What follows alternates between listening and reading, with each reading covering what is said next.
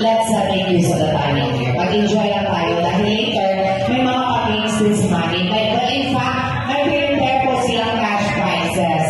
Ang mga prizes is hindi bababa ng 100,000 pesos. So mamaya pa man natin yan. Kapag yan. But anyway, I think it's really